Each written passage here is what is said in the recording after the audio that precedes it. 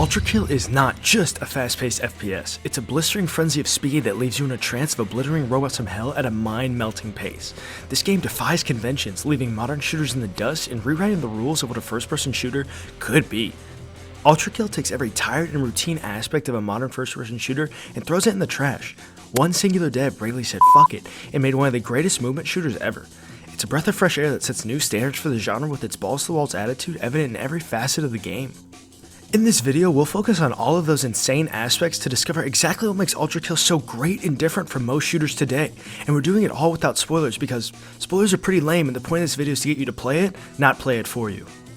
Now, what exactly makes Ultrakill so exceptional compared to other modern shooters? Well listen, I'm what you could call an OG when it comes to FPS games. I've sunk thousands of hours into the shooter genre, so I understand the general tropes and mechanics in the industry, and chances are that you also would understand these mechanics too, and thus you would probably agree with me that most popular shooters today follow a very similar formula.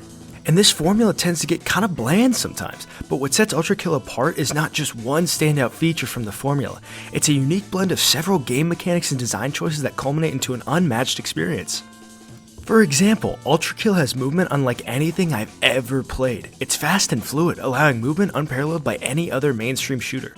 You see, speed is key in Ultrakill.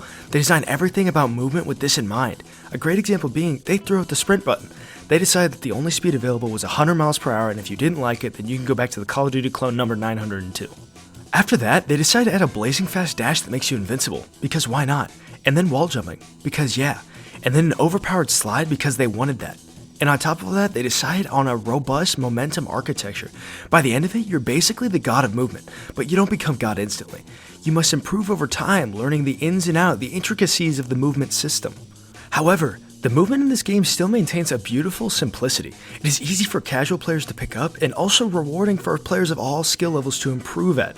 This chaotic freedom when it comes to movement creates a game that progresses at a breakneck pace, yet somehow manages to keep its feet underneath it the entire playthrough. Movement is the foundation on which Ultrakill builds all other mechanics around. This chaotic movement needs a chaotic weapon, and to nobody's surprise, this game has stupid, crazy weapons. See, Ultrakill does more than just give you a standard selection of weapons. Every weapon in this game has multiple unique secondary abilities that radically change how you interact with your environment. While some may seem gimmicky at first, there is a surprising amount of depth to their abilities once you learn more about their intricacies. Each weapon feels individualized and has unique strengths and weaknesses. Then, new weapons are found at certain checkpoints in the story, giving you just enough time to acclimate to the previous unlocks. And you'll discover during your playthrough that certain encounters are better suited by a weapon or playstyle that you don't normally use. As a result, the game always feels fresh without having to introduce new mechanics or enemies every single second. But once a weapon was introduced, it never felt like a gimmick. There always seemed to be a use case for every ability on a weapon too. Additionally, there is a surprising amount of synergy between weapon abilities, but I won't touch on that too much because that's getting into minor spoiler territory, and adding on to that, the most fun weapons are found later in the game, which I've conveniently left out of all this footage. So, go play the game, figure out the synergy, see how chaotic it is, I promise you'll love it. But the movement and gunplay are both useless without someone to use it though. This is where the level design comes in. The level design in Ultrakill focuses on being straightforward and traversable.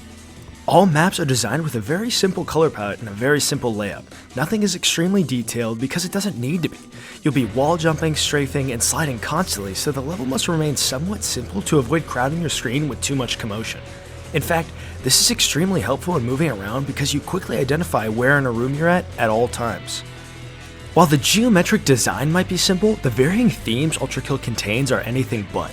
Each level of hell progressed through provides a wide array of eye-catching scenery, and each layer continues to introduce new enemies, platforming challenges, and environmental alterations. This vastly contrasts Call of Duty's sometimes bland and formulaic level design. Levels have huge set pieces, tight corridors, and massive verticality, sometimes all on the same level. The sheer amount of different level styles in this game could be a video of its own. And as a bonus, Ultrakill utilizes every movement mechanic introduced in new ways that you previously hadn't thought about, further expanding your mobility options. This just isn't something you see in most game designs today. I digress. Continuing on level design, each boss battle room is designed differently per boss, forcing you to dynamically switch your movement and gunplay on the fly. It's because of this boss fights always feel so unexpected walking in, which makes it really exciting. Overall, the level design, crazy movement, and ridiculous gunplay all apex into what I can only describe as addictive. Ultrakill is an addictive game. It's satisfying and gives you all the power you could ever want while balancing enough to where you're never steamrolling through its challenges. Everything is fluid, there is no downtime. It is straight balls to the walls action your entire playthrough. So balls to the walls that you bathe in your enemy's blood on the fly to restore health points. Which, what I want to interject and say is that it feels so badass. But yeah, that's right, no medkits. Blood is your health. Yeah, beating the hell out of your enemies is how you restore your health in this game. Why might you ask? Shut up. Go shoot your minigun and turn off critical thinking. See, every mechanic, even down to healing, allows you to continue all movement. These differentiations from modern shooters are small on paper, but in practice become a fundamentally unique experience that I've only ever seen in Ultrakill. All of these insane mechanics are fantastic working together, and then the soundtrack comes in and ties it all in a bow. The soundtrack bangs, dude. It is so good. The game is almost worth replaying alone for the insane soundtrack. Speaking of replaying the game, Ultrakill's replayability is extremely high. Every level has a score tied to it where you can see how well you did. There's always room for improvement and you can perfect routes if you want to. I personally didn't care much about my scores on the levels that I'm playing because I'm just kind of a casual gamer, but it's there for those of you who are into 100%ing video games or speedrunning. While the game may appear daunting, I promise you it is extremely easy to pick up. But for those of you who do want to hone in on your skills, the developers added a mode under the name Cyber Grind. This is akin to a COD Zombies or a Halo Firefight mode where you progress through waves and attempt to last as long as you can. This mode I found to be a lot of fun on its own as a casual player. I found myself playing it for 30 minutes whenever I had an urge to decimate robot demons but didn't want to sink my teeth into a whole chapter of the story. This mode can really help you sharpen your skills for chasing a higher score when replaying levels too, but a score system isn't the only sell for replayability. Constant opportunities to improve your metrics alongside the addictive gameplay are what truly give Ultrakill such a high replay value. Hidden collectibles, minigames, and even secret encounters add to the replayability of Ultrakill too.